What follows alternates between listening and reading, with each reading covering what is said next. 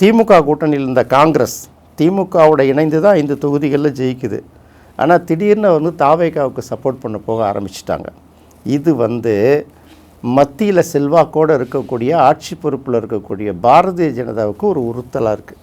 காங்கிரஸை wash out பண்ணுங்கிறதுன்னு அவங்களுடைய first நோக்கம். அப்போது அதிமுகவை ஆட்சி அமைக்க சொல்லி திமுகவை அதுக்கு வந்து சப்போர்ட் பண்ண சொல்லி பின்னாடி இருந்து பிஜேபி ஆப்ரேட் பண்ணுறதாகவும் ஒரு தகவல் உலவிக்கிட்டு இருக்கு.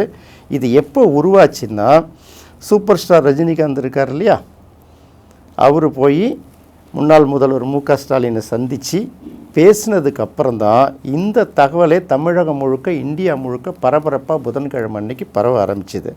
அரசியலை பொறுத்த வரைக்கும் என்ன வேணாலும் நடக்கலாம், எது வேணாலும் நடக்கலாம், எப்படி வேணாலும் நம்ம நடக்கலாம். அதை வந்து யாருமே வந்து நம்ம சரியாக தீர்மானிக்க முடியாது. இவ்வளோ நாள் கழித்து இப்போதைக்கு எதுக்கு போய் மு.க. ஸ்டாலின் அவர் சந்திக்கணும்? வெற்றி பெற்ற பிறகு போய் சந்தித்தா கூட பரவாயில்ல, வாழ்த்து சொல்கிறதுக்கு சந்திச்சிருக்கலாம். ஆனால் தோல்வி அடைந்த ஒருத்தவரை போய் எதுக்கு போய் சந்தித்து பேசுகிறாருன்னா, விஜய் ஆட்சி அமைக்கக்கூடாதுங்கிறதுக்காக ஒன்று கூட சந்திச்சிருக்கலாம் இல்லையா?